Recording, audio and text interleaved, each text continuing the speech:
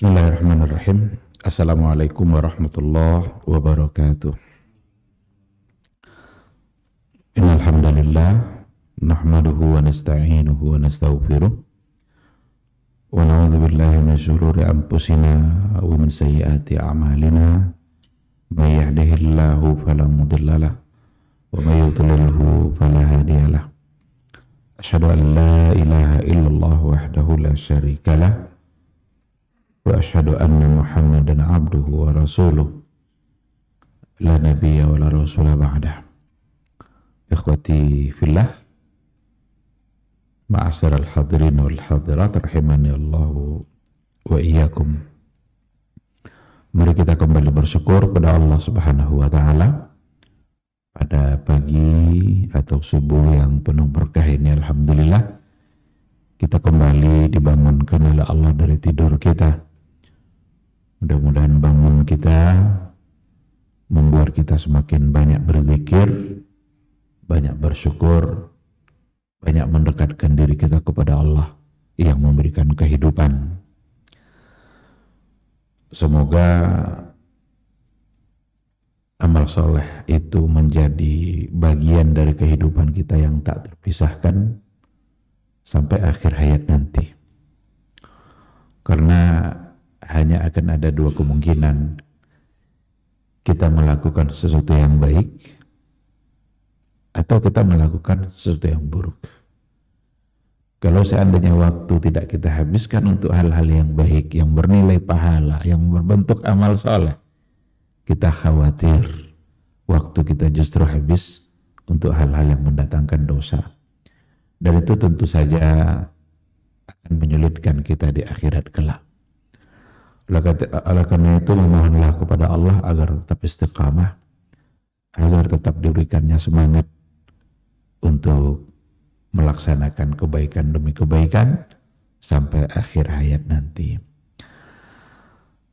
Jangan pernah bosan untuk bersalawat dan salam kepada Rasulullah Sallallahu Alaihi Wasallam. Allahumma salli ala Muhammad wa ala ali Muhammad. Sosok figur yang diutus oleh Allah Azza wa Jalla untuk membawa sebuah risalah. Dan risalah itu risalah penentu. Kalau kita amalkan, kalau kita ikuti, kalau kita taati, selamat kita. Tapi kalau seandainya risalah itu yang kita benci, tidak kita laksanakan, tidak kita amalkan, maka akan menjadi bencana baik bagi kehidupan dunia kita, apalagi kehidupan akhirat kita. Oleh karena itu, pahamilah sebaik mungkin agama ini, pahamilah sebaik mungkin sunnah Rasul, bukan hanya sekedar untuk menjadi wawasan, apalagi kalau sekedar untuk diperdebatkan. Karena ada kadang kecenderungan untuk mempelajari Islam sekedar untuk diperdebatkan. Tidak ada gunanya berdebat, nggak ada gunanya memperdebatkan hal-hal yang seperti itu. Itu kadang hanya akan membuat hati semakin kesat. Tetapi pelajarilah dengan tujuan benar-benar agar sempurna pengamalan agama kita. Oleh karena itu, ikhwati fillah, salah satu dari cara membuktikan cinta kita kepada Rasul kita itu adalah dengan memahami sunnah-sunnahnya untuk kemudian diamalkan dalam kehidupan keseharian kita. Mudah-mudahan di akhirat kelak kita bisa mendapatkan syafaat dan pertolongan dari beliau atas izin Allah Subhanahu wa ta'ala. Ikhwati fillah, kita akan lanjutkan kembali kajian akidah kita atau kajian tauhid kita. Sekarang kita sudah sampai pada poin maratib ad-din. Maratib ad-din. Setelah kita bahas sebelumnya hal-hal yang berkaitan dengan ketika kita meyakini Islam sebagai sebuah agama kita, maka kita harus mencintainya. Ini yang dulu terakhir yang sudah kita bahas. Kita harus mencintainya dan kita harus bangga dengan agama yang kita punya. Maka dikatakan wa yajibu ala kulli muslimin ayya'tazza bidinihi fadinuhu huwal haqq wa ma siwahu minal adyan fahuwa batil. Jadi wajib bagi setiap muslim itu untuk bangga dengan agamanya. Maka agamanya itulah yang al-haq, yang benar. Wa ma siwahu minal adyan fahuwa batil. Maka selain Islam itu agama batil. Kita wajib meyakini itu. Kita bangga dengan agama kita, itulah kebenaran yang datang dari Allah, dan selain agama Islam berarti adalah agama yang batil. Keyakinan itu harus ada. Jadi jangan sampai nanti kita menganggap semua agama itu sama aja di sisi Allah. Kan tujuannya adalah untuk kebaikan. Ada ajakan sekarang seperti itu. Khususnya datang dari kelompok-kelompok liberal. Ada pemikiran liberal yang berkembang. Itu mengajak kita untuk meyakini sebuah agama semuanya adalah sama dan benar. Karena semua agama mengajak kepada kebaikan. Kalaupun mereka mengajak kebaikan, kebaikan seperti apa yang ingin mereka ajak? Karena standar dari kebaikan itu yang menentukan adalah Allah Subhanahu wa ta'ala. Nah, jadi kita sebagai seorang muslim wajib meyakini bahwa yang al-haq itu adalah Islam. Inna ad-dina indallahi al-Islam. Sesungguhnya agama yang diakui, yang benar di sisi Allah itu hanyalah agama Islam. Meskipun dalam kehidupan keseharian sebagai sesama manusia kita harus saling menghormati. Jadi bedakan nanti meyakini bahwa hanya Islam yang benar dengan kita harus saling menghormati dalam hidup dan kehidupan kita ini. Artinya ketika ada orang yang tidak mau memilih Islam, ya udah itu pilihan dia. Kita harus hargai, kita harus hormati.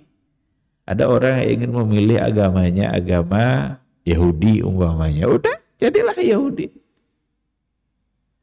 Ada orang yang ingin memilih agama dalam kehidupannya agama Nasrani, hargai, udah itu pilihan dia, jadilah Nasrani. Amalkan kenasraniannya itu secara baik. Karena agama rata-rata menyuruh kepada kebaikan. Ada orang yang ingin memilih dia menjadi seorang Buddha, agama Buddha, agama Hindu. Udah saya Hindu saja, udah Hindu. Kita nggak boleh memaksa orang untuk masuk agama Islam. Karena Al-Quran juga mengatakan la ikraha fid din. La ikraha fid din. Tidak ada paksaan untuk masuk agama. Ke dalam Islam itu nggak ada paksaan. Qad tabayyana ar-rusydu minal ghayy. Karena sudah nyata, sudah terang, sudah jelas mana yang baik, mana yang buruk. Allah memberikan kita akal agar kita bisa berpikir dan agar kita juga bisa memilih mana yang baik, mana yang buruk. Jadi tidak ada paksaan, kita saling menghormati, tetapi kita wajib meyakini bahwa selain Islam itu adalah batil. Yang al-haq adalah Islam. Maka jangan sampai terjadi keteledoran nanti demi menghormati, gara-gara untuk saling menghargai, sudah dicampur adukkan pula semua agama, sampai pula pada titik keyakinan bahwa kita menganggap sebuah agama itu sama dan semuanya benar, maka itu salah. Karena yang benar adalah Islam, yang lain adalah batil, meskipun kita harus saling saling menghargai. Orang Yahudi aja menganggap hanya dia yang benar kok. Jadi ketika diajak untuk mengakui semuanya sama, orang Yahudi paling tidak bisa diajak seperti itu. Karena bagi orang-orang Yahudi yang benar itu hanya mereka. Masa kita mau diajak mengakui mereka untuk hal yang sama? Tentu tidak. Nah, jadi na'tazu bidinil Islam wa masiwahu minal adyan fahuwa batil. Baik, ikhwati fillah, kita akan masuk pada maratib ad-din. Jadi dikatakan bahwa hadzal din, dinul Islam, alladzi jaa bihi nabiyyuna Muhammadun sallallahu alaihi wasallam, thalatha maratib. Agama ini, agama Islam yang telah disampaikan dan dibawa oleh Nabi kita Muhammad sallallahu alaihi wasallam, thalatha maratib. Ada 3 tingkat. Ada 3 tingkatannya. Wahwa, yang salah maratib itu al-Islam wal iman wal ihsan. Jadi al-Islam wal iman wal ihsan itu sesuai dengan tingkatannya. Tingkatan tertinggi adalah ihsan, muhsin. Kalau dia sudah sampai ke tingkat ihsan, maka dia pasti sebagai seorang mukmin. Kalau dia sudah sampai ke tingkat mukmin, pasti dia sebagai seorang muslim. Tetapi bisa saja tidak terjadi kebalikannya. Kalau dia sudah menjadi seorang muslim, maka belum pasti dia naik atau sudah sampai pada tingkat mukmin. Apalagi nanti pada sampai tingkat muhsin. Maka dulu ketika orang-orang Badui mengakui kalau mereka sudah menjadi mukmin, itu dibantah oleh Allah, ditegur.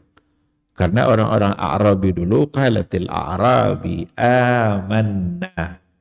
Orang-orang A'rabi dulu ketika mereka baru saja masuk Islam, tiba-tiba mereka mengatakan amanna. Turun ayat itu kan, wa qalatil A'rabu amanna qul lam tu'minu. Katakan kepada mereka, wahai Muhammad, kalian lam tu'minu, belum menjadi seorang yang mukmin, walakin qulu aslamna, tapi katakanlah kami telah Islam. Baru Islam. Kenapa? Walamma yadkhulul imanu fi qulubikum, karena belum masuk iman itu ke dalam hatinya. Baru sekedar ucapan bibir saja. Baru sekedar ucapan.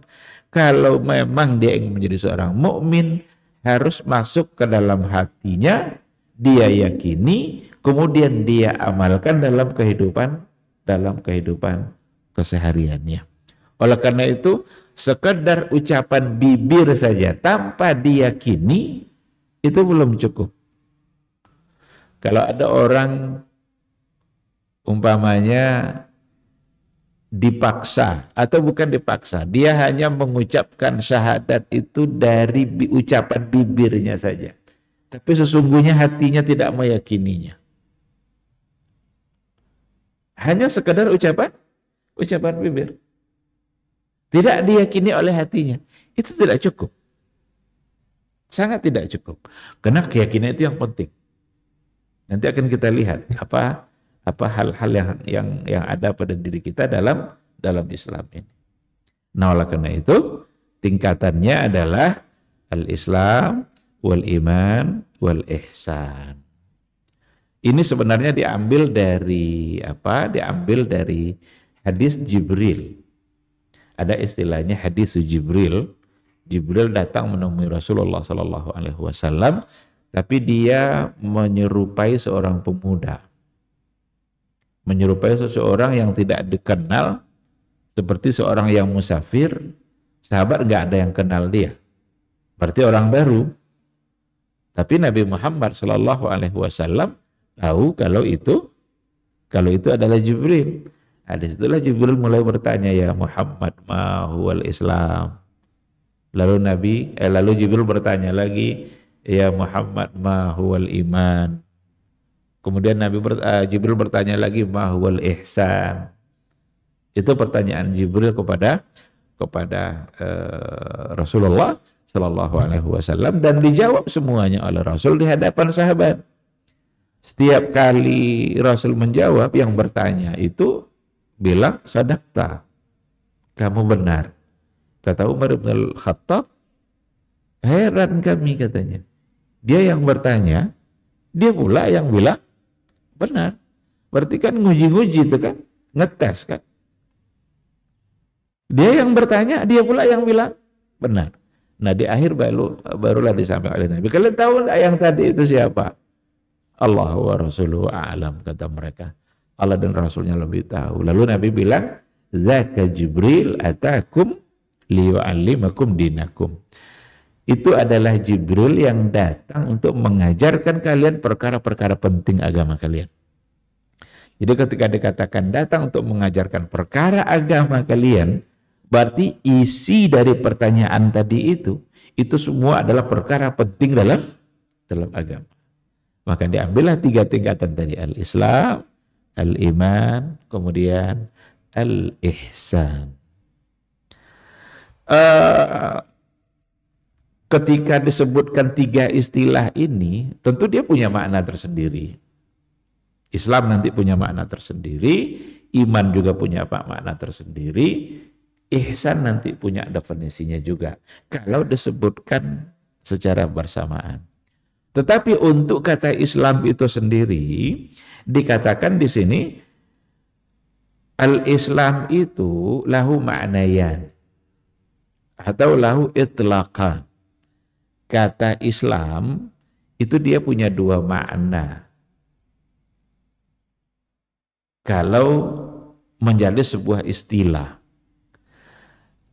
Yang pertama, Islam itu maknanya adalah sebuah agama yang memang itulah agama yang dibawa oleh Rasulullah Shallallahu Alaihi Wasallam. Itu dalam makna amnya. Jadi ada dalam artian Islam bermakna am, ada nanti Islam dengan makna yang khusus. Jadi kalau ingin dipahami Islam bermaknahul am, artinya secara umum, itu adalah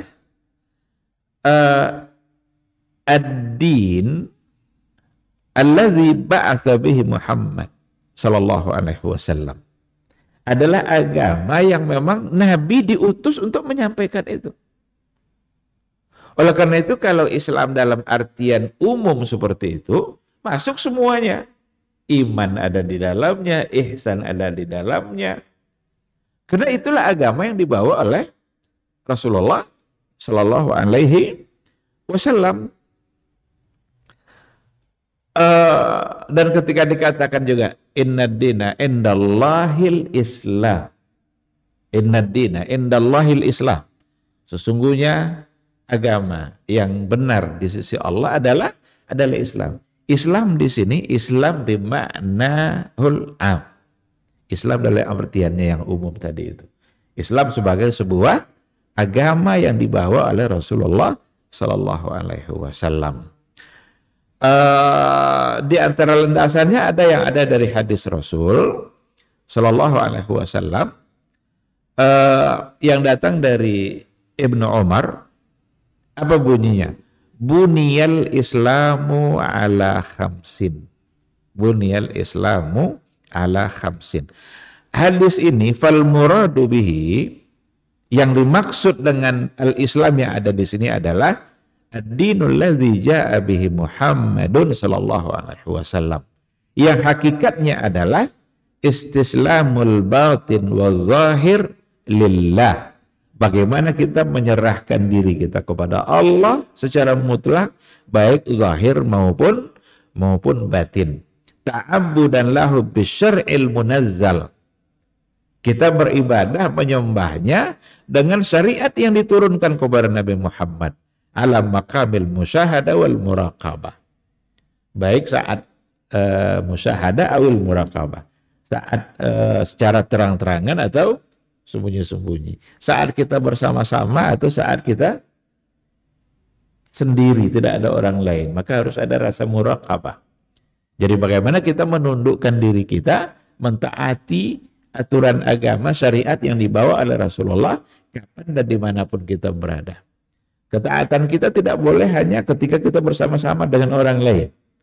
Ada orang begitu taat ketika sama-sama dengan temannya.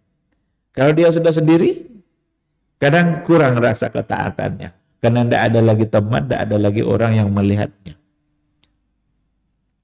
Nah, jadi itu arti Islam dalam makna yang secara umum.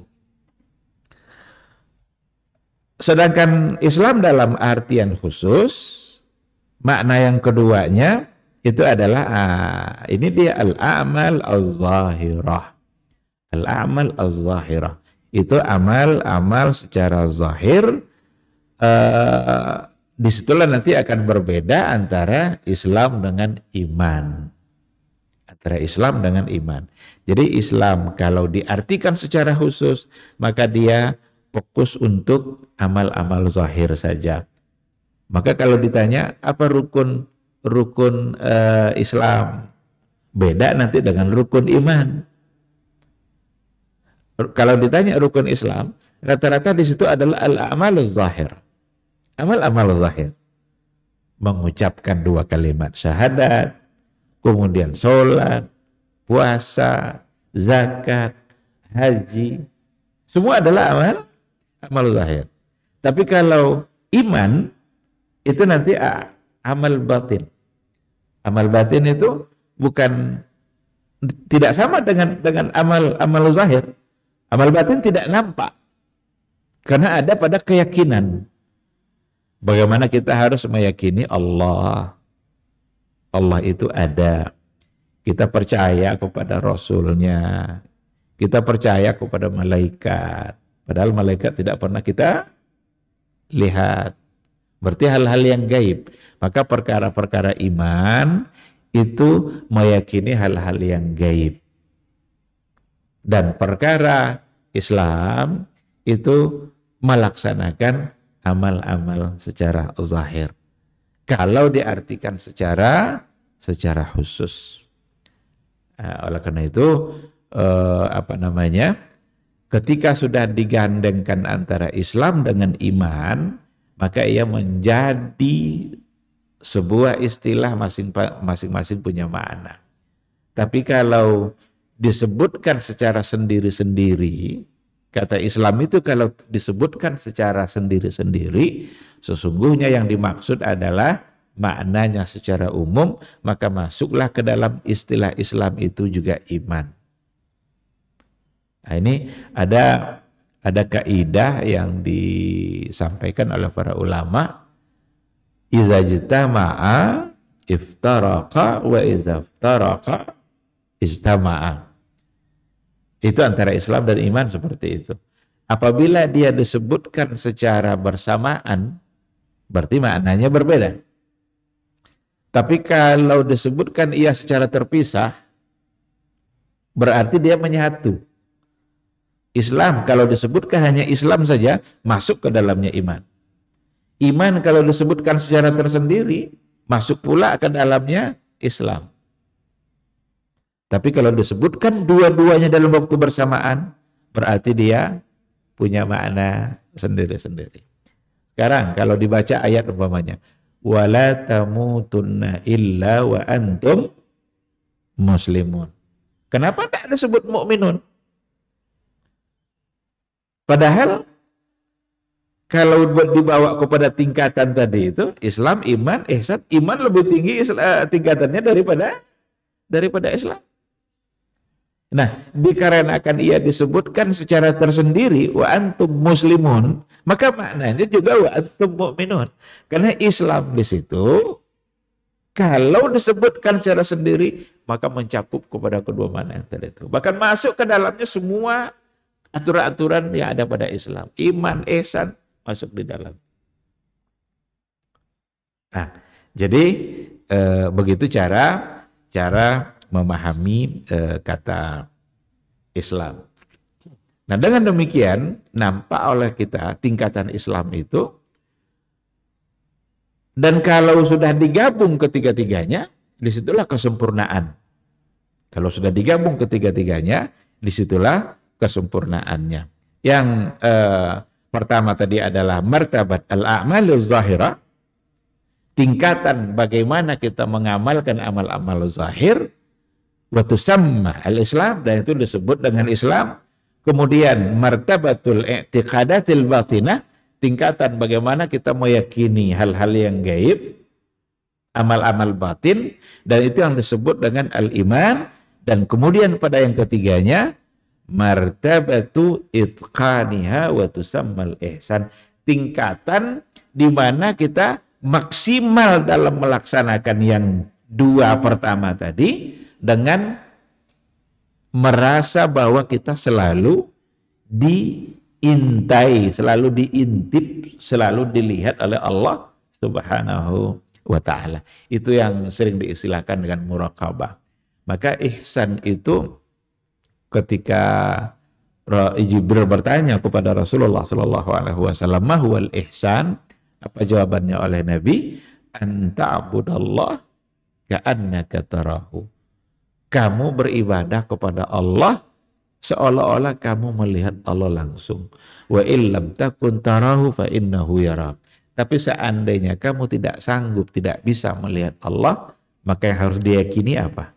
Bahwa Allah melihat, pasti melihat kita.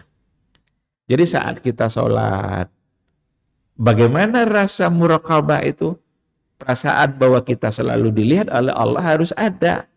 Maka kalau kita sholat lalu diikutkan dengan muraqabah, berarti kita tidak akan asal-asal dalam pelaksanaan sholat kita. Kalau kita selalu merasa diintai dan dilihat, dipandang oleh Allah, maka kita tidak akan berani untuk melakukan kejahatan-kejahatan, karena ternyata Allah melihat kita pada saat kita melakukan kemaksiatan dan kejahatan itu. Kita harus bayangkan sampai seperti itu. Dia yang memberikan kita nikmat, dia yang memberikan kita kehidupan, tapi nikmat yang diberikan oleh Allah kita gunakan untuk berbuat jahat.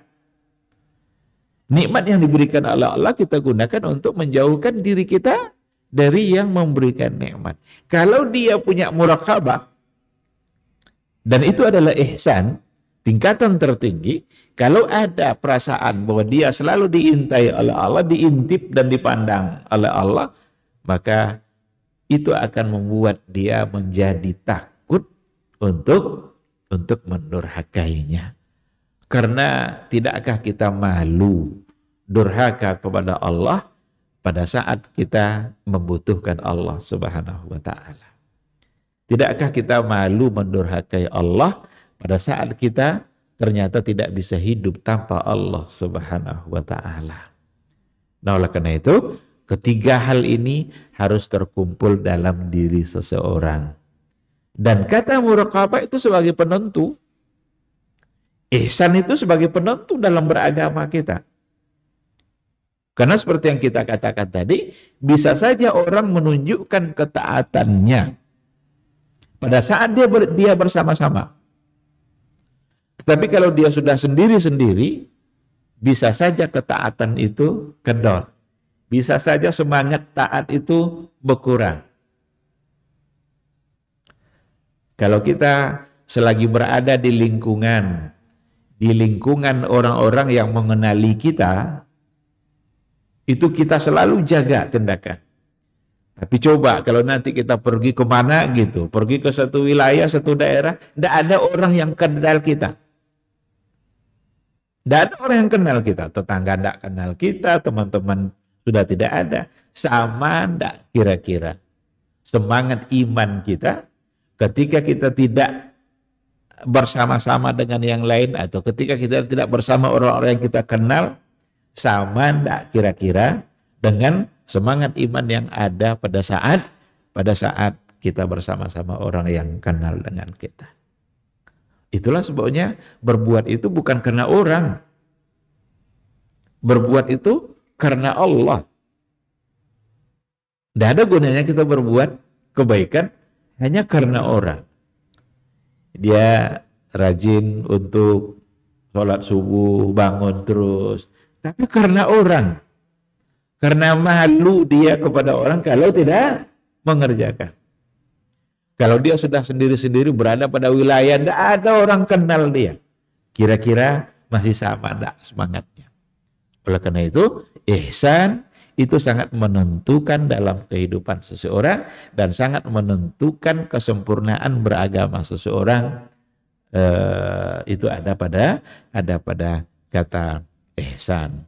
Karena anta'budallaha ka'annaka tarahu fa in lam takun tarahu fa innahu yarak. Ikhwati fillah. Di sini disampaikan bahwa dalam berislam ini akan selalu atau dia ada pada kembali kepada 3 usul. Jadi kita melaksanakan agama kita ini itu akan selalu ada dan harus ada pada diri kita. Yang harus kita jaga itu tiga hal ini. Yang pertama adalah al-i'tiqad, yang kedua adalah al-amal, yang ketiga at-tark. Ini. Jadi ada i'tiqad, ada al-amal, ada at-tark. I'tiqad itu kita meyakini. Al-amal itu kita berbuat. Kalau at-tarku itu kita meninggalkan sesuatu. 3 ini aja dalam kehidupan kita beragama Islam ini. Ada keyakinan, maka kita harus meyakininya dulu. Sholat, harus kita yakini bahwa sholat itu wajib. Ketika sudah tidak diyakini, ini bisa berbahaya. Bisa kufur. Jadi beda nanti meninggalkan, tapi dia masih meyakini. Atau dia meninggalkan karena sudah tidak meyakini lagi. Kenapa dulu Abu Bakar As-Siddiq memerangi orang yang menolak membayar zakat? Diperangi oleh Abu Bakar. Bahkan dianggap kufur. Karena mereka bukan sekadar meninggalkan atau tidak mau bayar zakat, tapi mereka sudah sampai pada tingkat meyakini bahwa zakat itu tidak wajib, karena wajibnya hanya pada masa Rasul. Kalau sudah diyakini tidak wajib, berarti dia menolak kewajiban rukun dalam Islam. Itulah sebabnya Abu Bakar memeranginya. Umar menolak waktu itu. Bagaimana mungkin kita memerangi dia sementara dia mengucapkan la ilaha illallah. Tidak mungkin kita perangi orang mengucapkan la ilaha illallah. Tetapi Abu Bakar beralasan, saya tidak membedakan orang-orang yang meninggalkan zakat dengan orang-orang yang meninggalkan kalimat la ilaha illallah. Berarti mereka menolak membayar zakat karena sudah ada semacam keyakinan bahwa itu tidak wajib dan kewajiban itu hanya ada ketika Nabi masih hidup. Oleh karena itu, semua ketentuan yang diatur oleh agama kita wajib untuk kita yakini. Dalam persoalan akidah juga seperti itu. Kita wajib meyakini Allah, meyakini malaikat, meyakini takdir. Kita wajib yakin kepada takdir. Karena persoalan takdir ini, al-qada wal qadar, ini gampang orang terjebak. Bahkan ada pula analisa-analisa yang datang dari sebagian tokoh-tokoh. Kalau dianalisa katanya, sebenarnya yang rukun iman itu 5, bukan 6. Ada dulu yang sampai bilang seperti itu. Karena dalam Al-Quranul Karim tidak ada yang disebutkan langsung secara keenamnya itu yang ada hanya 5.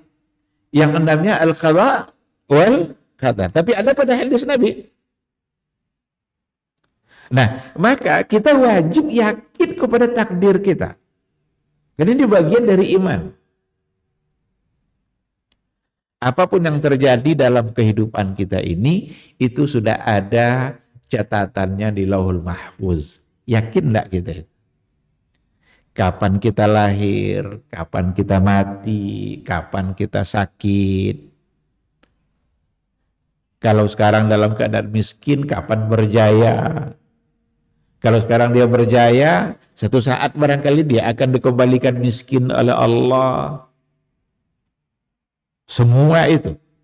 Bahkan dikatakan, tidak ada satu lembar daun pun yang jatuh dari pohonnya, kecuali itu sudah ada catatannya. Sudah tercatat. Kita yang ngaji pada subuh ini, pada pagi ini, jumlahnya segini, itu sudah ada catatan. Kita wajib meyakini kepada takdir itu. Bahkan Allah sudah tahu siapa yang masuk surga dan siapa yang masuk neraka. Dan ini tidak mesti diperdebatkan, karena tidak akan selesai. Akal kita tidak kuat untuk memperdebatkan persoalan takdir. Disinilah banyak terjadi penyimpangan-penyimpangan pada aliran-aliran kalam itu, karena mereka memperdebatkan persoalan-persoalan yang tak mesti diperdebatkan. Salah satu yang mereka perdebatkan adalah masalah takdir. Bahkan kalau seandainya memang ada yang mengatakan, seandainya sudah tahu kita ini neraka atau surga, lalu buat apa lagi? Buat apa lagi beramal? Yang tahu itu Allah, bukan kita. Kita kan tidak tahu. Maka takdir itu menjadi rahasia Allah. Dan betapa nikmatnya ketika takdir itu menjadi rahasia. Kalaulah takdir itu tidak rahasia, tidak dirahasiakan oleh Allah, nggak nyaman hidup kita. Jadi kalau seandainya Allah tidak merahasiakan takdir itu, maka kita akan tidak nyaman dan kita akan malas. Malas kita. Contoh, ada seorang mahasiswa masuk ke perguruan tinggi. Allah sudah tahu tidak kalau mahasiswa itu sukses atau tidak sukses? Ada tidak dalam ilmu Allah? Ada. Si A masuk kuliah, dia akan gagal. Allah tahu. Si A, si B masuk kuliah, dia akan sukses. Allah tahu. Kalau tidak dirahasiakan oleh Allah, sekarang si A diberitahu oleh Allah kalau kamu akan gagal kuliah. Kira-kira dia akan belajar enggak? Enggak belajar. Kenapa? Karena dia sudah tahu dia akan gagal. Nah, sekarang yang B diberitahu oleh Allah kalau dia pasti sukses. Dia akan belajar enggak? Enggak juga, karena sudah pasti sukses. Jadi diberitahu takdir itu baik atau buruk, enggak baik bagi kehidupan kita. Kalaulah diberitahu bahwa seminggu lagi kamu mati, kira-kira apa perasaan kita mulai hari ini? Kalau diberitahu oleh Allah bahwa bulan depan kamu mati, tidak nyaman kita. Sehingga dirahasiakan takdir itu oleh Allah, dan kita diminta untuk berikhtiar. Wa kullun muyassar lima khuliqa lahu. Dan semua kita dimudahkan oleh Allah untuk menuju takdirnya. Dimudahkan oleh Allah untuk menuju takdirnya. Jadi ketika kita dimudahkan oleh Allah dalam beribadah, dimudahkan oleh Allah dalam beramal soleh, pas mau subuh bangun, dimudahkan oleh Allah untuk bangun. Mudah-mudahan takdir kita adalah surga. Tapi jangan pernah meyakini bahwa seolah-olah kita pasti masuk Berharap surga itu mesti. Yang bisa memastikan itu Rasulullah Sallallahu Alaihi Wasallam. Maka ada orang-orang yang dijamin masuk surga oleh Rasul. Bilal umpamanya. Bilal itu sudah kata Rasul, suara sendal Bilal di surga nanti itu sudah diperdengarkan kepada Nabi. Berarti Bilal masuk surga. Nah, kalau datang dari Nabi, maka berarti itu panduan dari wahyu. Maka kita harus meyakininya. Zubair dan Talha itu adalah sahabat-sahabat mulia. Apa kata Rasul? Yang berdua itu adalah bertetangga dengan saya dalam surga. Berarti jaminan masuk surga. Ada Ukasah. Kan Ukasah kan? Nanti kata Rasul ada orang yang masuk surga tanpa hisab. Ada di antara umatku yang nanti masuk surga tanpa hisab. Apa kata Ukasah? Ya Rasulullah, saya kira-kira seperti itu nah. Saya kira-kira bisa enggak seperti itu? Apa kata Rasul? Kamu satu di antara mereka. Berarti itu jaminan. Datang lagi yang kedua. Kalau saya ya Rasulullah, kata Rasul, sabaqaka Ukasha. Pertanyaan kamu sudah didahului oleh Ukasha. Ini kecerdasan Nabi nampak di sini. Kalau Nabi bilang iya, nanti ada lagi penanya ketiga tuh. Ada lagi yang keempat. Tapi Nabi hanya bilang sabaqaka Ukasha. Tapi Nabi tidak boleh bilang tidak. Berarti masih ada harapan. Nah, oleh karena itu, kita harus selalu berupaya semaksimal mungkin untuk memperbanyak amal soleh dan berharaplah balasan baik di akhirat kelak. Namun semuanya hanya Allah yang tahu. Hanya Allah yang tahu dan Dia yang menentukan. Maka ada dalam hadis, ada orang yang begitu rajin beramal soleh. Seolah-olah tidak ada lagi jarak antara dia dengan surga, kecuali satu hasta. Satu hasta ini. Sini dia, sini surga. Seolah-olah dia sudah pasti masuk surga. Tapi ternyata catatan takdir mendahului dia bahwa dia adalah ahli neraka. Dan ternyata dia masuk neraka. Ada hadis Nabi seperti itu. Dalam hadis Arba'in. Ada pula orang yang pelaku kejahatan, tidak terhitung lagi banyak kejahatan yang dia lakukan. Seolah-olah tidak ada jarak antara dia dengan neraka kecuali satu hasta. Sini dia, sini neraka. Tinggal masuk aja, selangkah lagi masuk neraka. Tetapi dia sudah didahului oleh catatan takdirnya. Yang catatan takdirnya ternyata adalah surga. Wa huwa min ahlil jannah. Dan ternyata dia masuk surga. Kok bisa? Itulah ketentuan Allah. Barangkali dia begitu banyak berbuat dosa, tapi di akhir hayatnya dia menyadari semua kesalahan itu, lalu ia bertaubat, dan taubat itu bisa menghapus semua dosa. Ada sahabat dulu baru saja dia masuk Islam. Sebelumnya berapa banyak dosanya, kesyirikan yang dia lakukan. Masuk Islam. Dan langsung ikut berjuang jihad di jalan Allah. Meninggal. Kata Rasul, huwa min ahlil jannah. Belum banyak modalnya, modal ibadahnya. Baru ucapan syahadatain yang dibuktikan dengan semangat berjihad. Karena tidak mudah berjihad itu. Kalau bukan karena memahami makna syahadatain. Rasul bilang dia min ahli surga.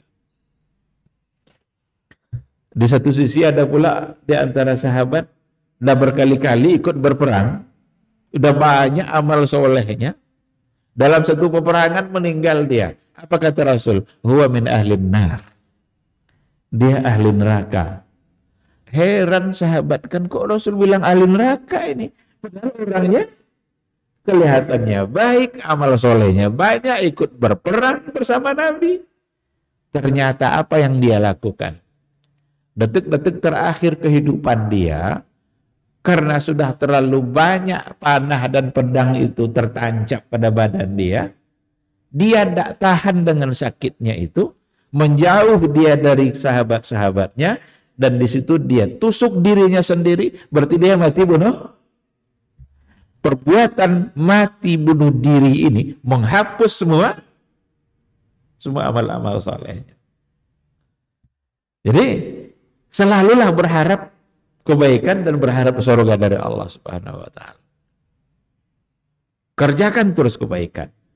Setiap kali ada peluang kebaikan di depan kita, berarti itu Allah yang memudahkan kita untuk berbuat baik. Jangan abaikan peluang itu.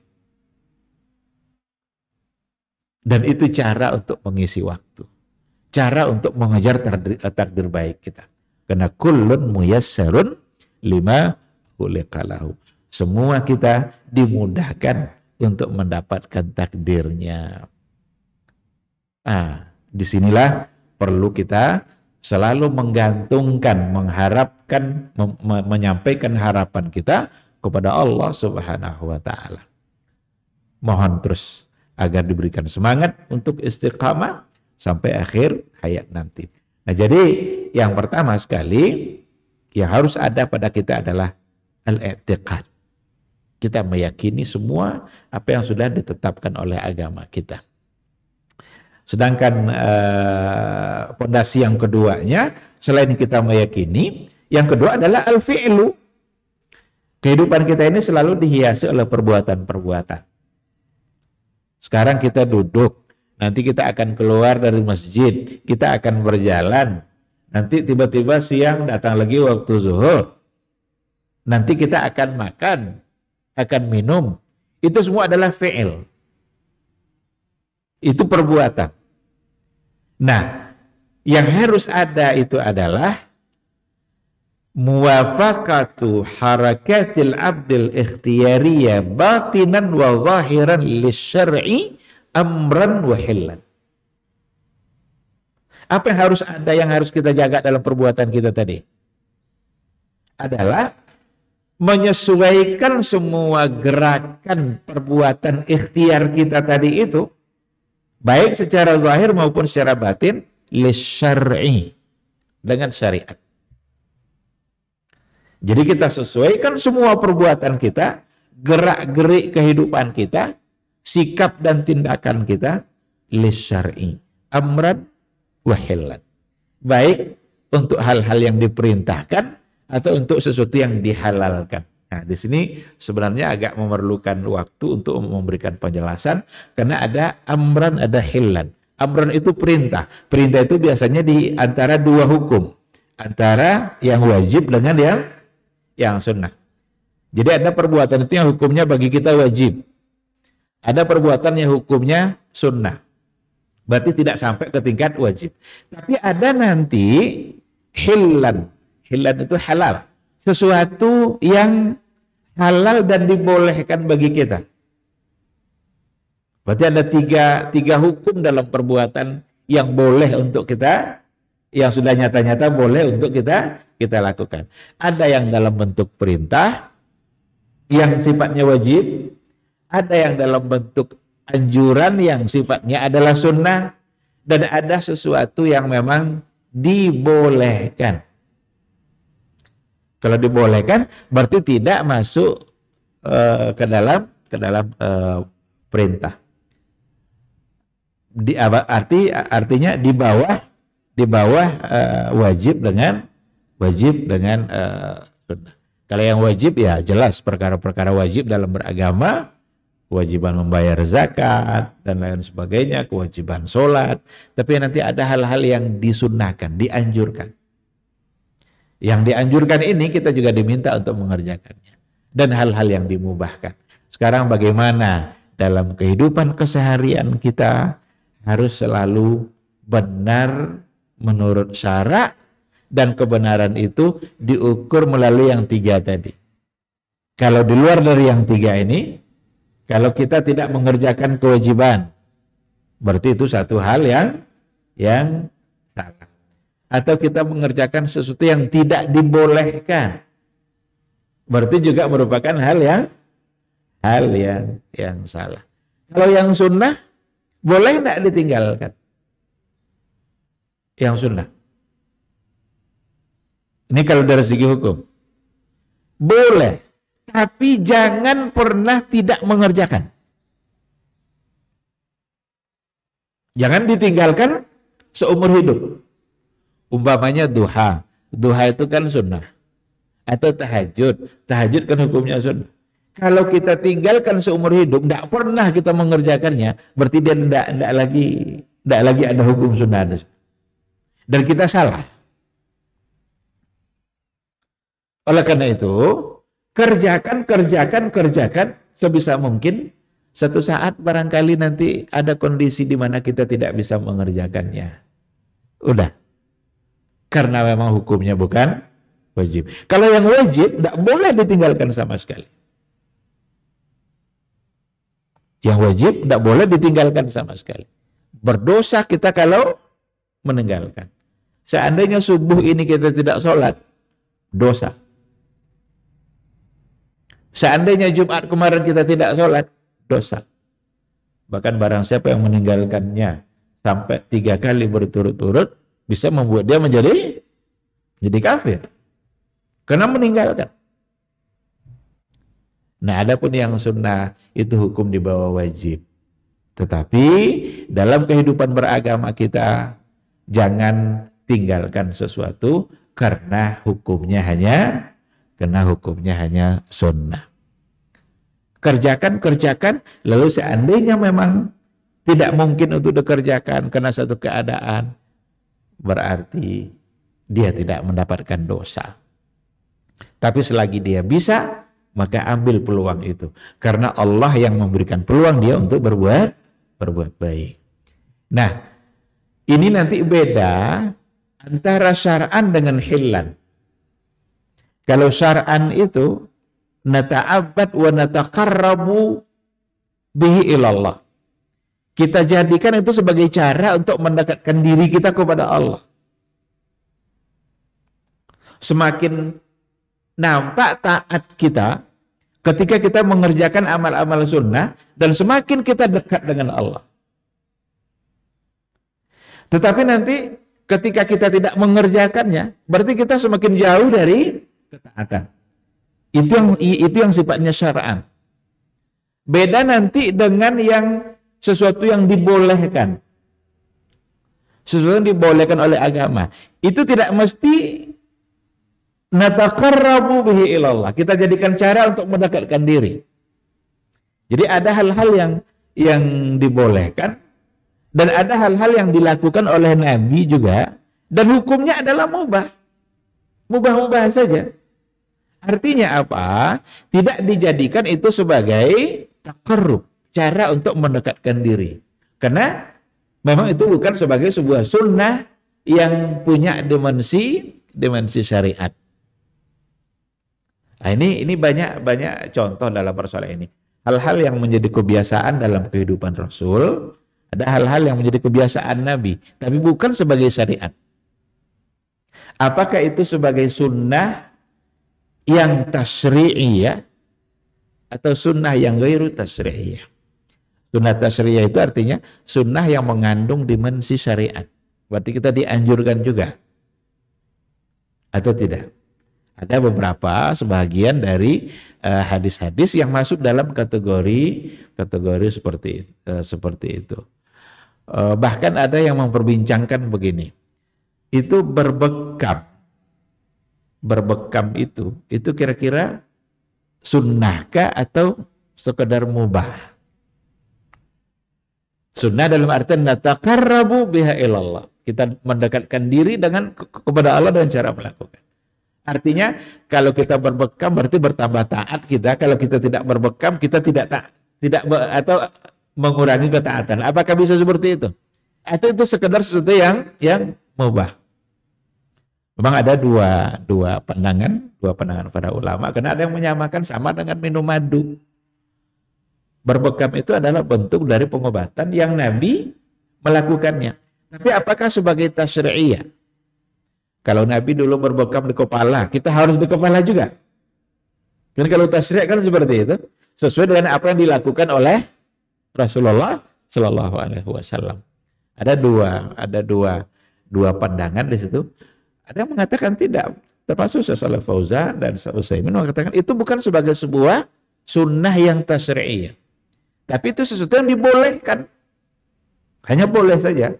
Tidak sebagai sebuah amalan yang kalau kita kerjakan berarti kita menunjukkan ketaatan kita kepada Allah dan Rasul. Kalau kita tinggalkan berarti kita tidak mentaatinya. Katanya tidak sampai seperti itu. Itu hal-hal yang mubah saja. Nabi melakukannya bukan sebagai bentuk tasyri'. Hanya saja kata Syekh Shalih Al-Utsaimin, sesuatu yang mubah yang dilakukan oleh Nabi, kalau kita niatkan untuk mengikuti Nabi, maka di situ akan mendapatkan pahala. Nabi suka pakai baju warna putih. Sekarang tasyri' enggak itu? Sebagai sebuah anjuran dalam beragama, kakak bahwa kita disunahkan pakai baju putih. Jawabannya tidak. Itu satu yang mubah. Kalau di sini berapa yang sunnahnya yang pakai warna putih? Bisa dihitung. Salahkah yang tidak pakai warna putih? Tidak. Karena memang itu sesuatu yang sifatnya mubah, bukan sebagai tasyri'. Tapi Nabi suka pakai. Nah sekarang kita pakai baju warna putih karena Rasul kita suka memakai baju warna putih, kita berpahala. Karena di situ ada cinta, di situ ada kecintaan kita kepada Rasul, melakukan yang dikerjakan oleh Nabi, di situ akan bisa mendatangkan pahala. Baru nanti dia akan menjadi tasyri' kalau seandainya ada perintah. Ada perintah itu seperti kafanilah jenazah kalian dengan pakaian berwarna putih. Berarti sudah ada perintah. Kafanilah jenazah kalian dengan pakaian yang berwarna putih. Maka rata-rata kain kafan kita warnanya putih. Tidak ada orang yang memilih kain kafan warna hitam. Karena memang ada anjuran untuk warna putih. Nah, jadi poin yang kedua ini fi'il, perbuatan kita yang harus selalu sesuai dengan ketentuan syara'. Sedangkan untuk yang ketiga yang akan selalu menghiasi kita juga adalah at-tarku. Tarku itu artinya adalah meninggalkan sesuatu. Kalau tadi mengerjakan sesuatu, semua perbuatan kita yang harus sesuai dengan syariat itu fi'il. Sekarang at-tarku, meninggalkan sesuatu. Maka kita dalam kehidupan kita ini memang harus berupaya untuk meninggalkan sesuatu yang tidak diridhai oleh Allah Subhanahu wa ta'ala. Maka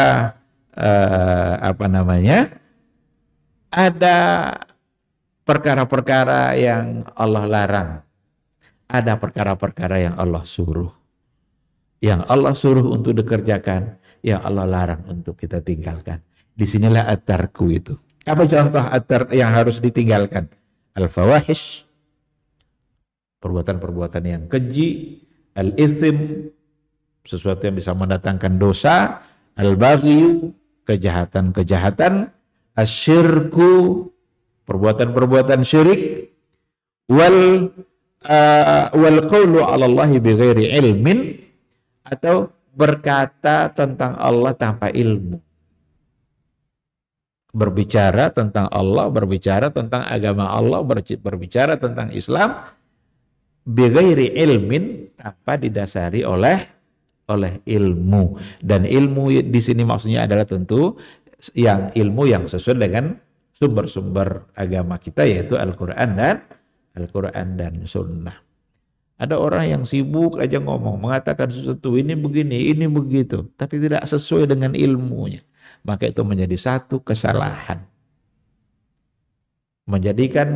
Menyampaikan sesuatu dianggap sebagai doktrin agama padahal tanpa ada alasan yang jelas. Berarti itu bighairi ilmin.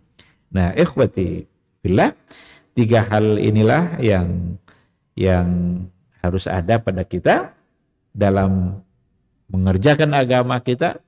Diawali dengan keyakinan, i'tiqad, di mana kita harus meyakini, dan yang kedua, kita harus jaga betul amal kita, perbuatan kita yang harus sesuai dengan syariat, baik yang dalam bentuk tasyri' ataupun untuk sesuatu yang hanya sekedar dibolehkan atau dihalalkan. Sedangkan yang ketiga, kita harus selalu berupaya untuk meninggalkan perkara-perkara yang memang oleh agama itu menjadi sesuatu yang terlarang dan tidak diridhai oleh Allah Subhanahu wa ta'ala. Ini mungkin yang bisa kita bahas pada pagi hari ini. Mudah-mudahan ada manfaatnya. Walaupun yang poin kedua tadi itu sebenarnya perlu diperbanyak contohnya itu ya. Antara tasyri' dengan sesuatu yang sekedar halal atau mubah. Antara taqarrub dengan yang tidak taqarrub. Seperti yang kita contohkan tadi, minum madu umpamanya. Rasul kan suka minum madu. Sekarang sunnah kita minum madu atau tidak? Sunnah dalam artian nataqarrabu biha ilallah. Kan banyak hal-hal yang dalam kehidupan kita. Kita meminumnya itu bagus karena Rasul meminum. Oleh karena itu, kalau ada nanti hal-hal yang mubah, ada hal-hal yang mubah dalam kehidupan, agar kita mendapatkan pahala, agar bisa mendapatkan pahala, ikutkan perbuatan kita itu dengan keinginan kita untuk melaksanakan apa yang dilakukan oleh Rasul. Berarti kita mencintai apa yang dilakukan oleh Nabi. Itulah dulu yang dilakukan oleh sahabat Nabi seperti Abdullah ibn Umar. Apa contohnya? Rasul biasa kalau di hari Sabtu itu pergi ke Kuba, Masjid Kuba. Berwudu dia di rumah, pergi ke Masjid Kuba, kemudian dia sholat sampai di Masjid Kuba, lalu pulang lagi. Pergi ke Kuba di hari Sabtu itu bukan syariat.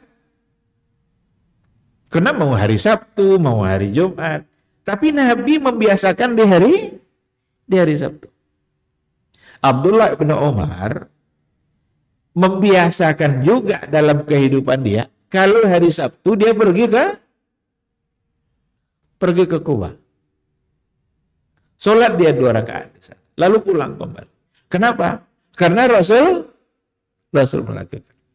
Padahal keberangkatan Nabi di hari Sabtu, harinya itu bukan sebagai syariat. Karena sahabat lain tidak melakukan. Kalau sebagai syariat berarti dianjurkan untuk ke Kuba di hari Sabtu. Tapi sahabat lain tidak ada yang melakukan. Yang melakukan adalah Ibnu Umar. Oleh karena itu nanti ada hal-hal yang barangkali mubah saja. Tapi niatkan untuk mengikuti Rasul kita. Kalau kita niatkan itu, maka di situ akan bernilai pahala. Satu ketika Ibnu Umar mutar-mutar di satu tempat. Sahabat jalan terus. Ibnu Umar mutar. Ditanya, kenapa mutar? Saya pernah nampak dulu Rasul di sini mutar, kata. Begitulah keinginan dia untuk mengerjakan semua yang dikerjakan oleh Rasulullah Sallallahu Alaihi Wasallam.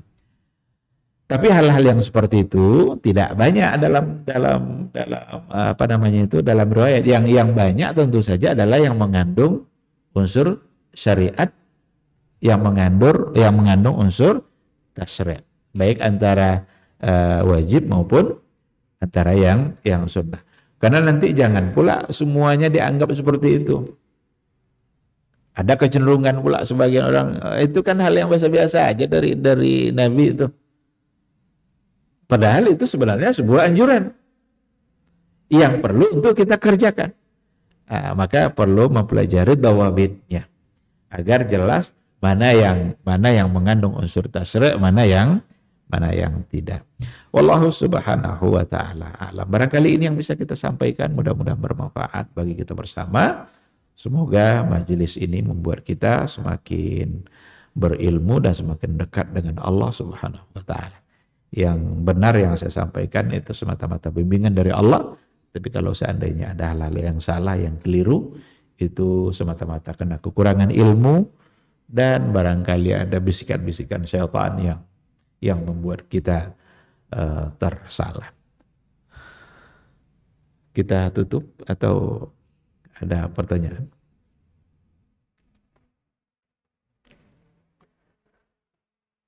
Baik, kalau tidak ada ya barangkali sampai di sini. Subhanakallahumma bihamdika asyhadu an la ilaha illa anta astaghfiruka wa atubu ilaik. Assalamualaikum warahmatullahi wabarakatuh.